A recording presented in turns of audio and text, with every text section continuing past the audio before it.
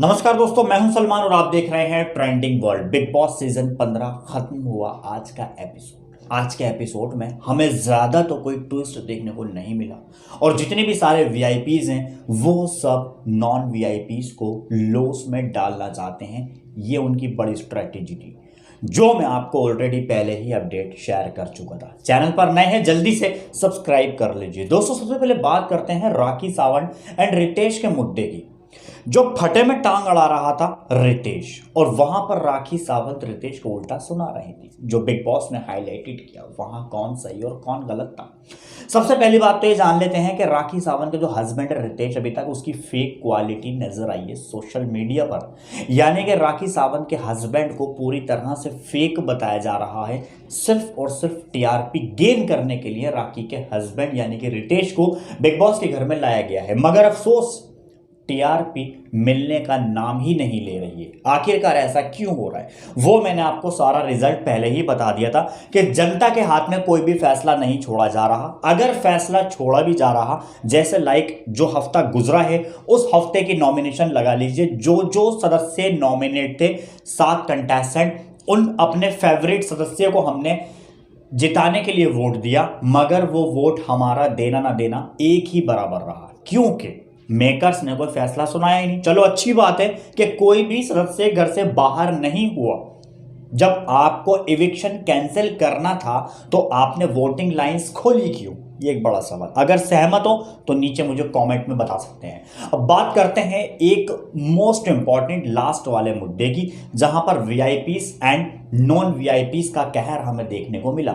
जहां पर सारे वीआईपीज अभी तक नॉन वीआईपीज के ऊपर भारी पड़ रहे हैं। आखिरकार बिग बॉस ने इतने लॉन्ग टाइम तक के लिए पावर दी क्यों है? अगर नॉन वीआईपीज के लिए भी कोई पावर मिल रही है तो वो उसका भरपूर फायदा भी उठा रहा है, मगर इधर वीआईपी उसको पूरी तरह से रोकने की कोशिश कर रहा है। यानी कि कुल मिलाकर जो हमें गेम देखने को मिल रहा है वो सिर्फ एक तरफा देखने को मिल रहा है। ऐसा लग रहा है कि सारे जो वीआईपी कंटेस्टेंट हैं, बिग बॉस मेकर सब पर्सनली उनको सपोर्ट कर रहा है, बाकी नॉन वीआईपी को कूड़े के खत्ते में डाला हुआ है। उनकी कोई भी वैल्यू नहीं है ना। अक्सर इस बात को आपने भी नोटिस किया होगा, नहीं किया तो मुझे नीचे बता दिया अपनी सहमति क्यों नहीं किया। तो ऐसे में लास्ट वाले पॉइंट के ऊपर जब अपने अपने मुद्दे अपने अपने पक्ष रखने की बात सामने आती है और एक सामने चेयर पर यानी कि राजगद्दी पर एक वीआईपी कंटेस्टेंट बैठा होता है तो उसके सामने अपने अपने सब मुद्दे रखते हैं। शुरुआत हुई देवोलीना से। अब आप समझ सकते हैं देवोलीना शमीता को नॉमिनेशन से बाहर कर सकती है। देवोलीना जो शमीता के सामने प्रतीक खड़ा था, क्या वो प्रतीक को नॉमिनेट करती? नहीं। शमीता को बचाती? नहीं, क्योंकि देवो एंड शमीता के बीच में 36 का आंकड़ा है। तो हमें पहले से ही पता थी कि आखिर देवोलीना बचाएगी तो किसको बचाएगी। समझ सकते हैं ना आप। तो यहां पर पहला डिसीजन पूरी तरह से हमें फेक नजर आया, जो कि देवो का डिसीजन पूरी तरह से बायस था।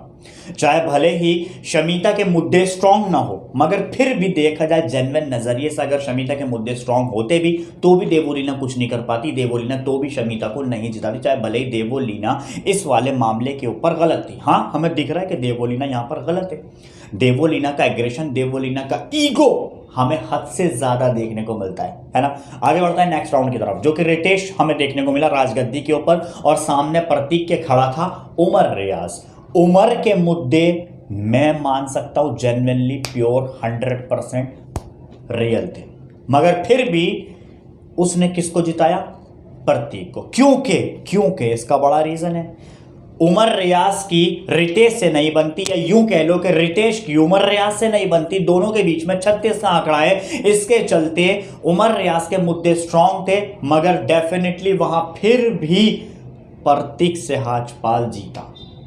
तीसरा मुद्दा मोस्ट इंपॉर्टेंट, जो कि पहले से प्लानिंग थी, पहले से ही प्री प्लान थे, और जबकि इसका बाहर डिस्कशन भी रहा था।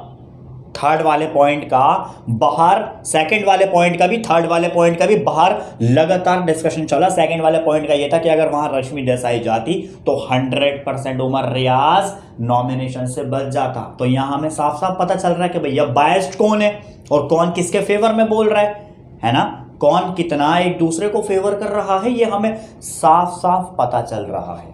अगर बात की जाए तीसरी बिचुकले की, जो कि बिचुकले ने भी प्रतीक का सिलेक्शन कर डाला, तेजस्वी का उसने सिलेक्शन किया ही नहीं। क्यों? क्योंकि तेजस्वी भी भैया उसकी नज़र में फेक है, क्योंकि उसकी तेजस्वी से नहीं बनती। हमने दो से 3 बार देखा। तो कुल मिलाकर जिनसे ज़्यादा 36 के आंकड़े हैं अपोजिट में उसको भेज रहे हैं। करण को किसने नहीं भेजा है?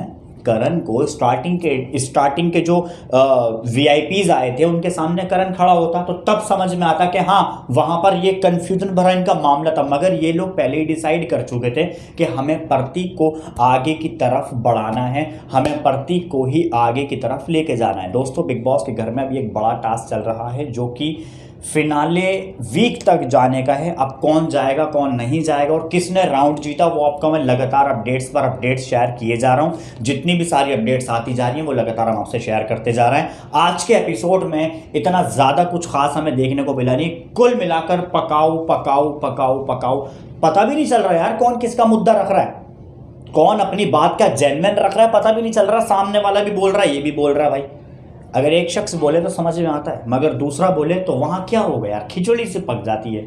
तो वही सब हमारे दिमाग में भी तगड़ी वाली खिचड़ी पकी, जिसके लिए रिव्यू किया जाता है ताकि आपके सब एक्यूरेटली समझ में आ जाए। क्योंकि वीआईपी का जो डिसीजन है वो पहले ही एक तरफ फेयर है कि हमें किसको आगे बढ़ाना है और किसको हमें रोकना है, वो सारा डिस्कशन पहले ही कर लेते हैं। इस वजह से सारे नॉन वीआईपीज को नुकसान होता है।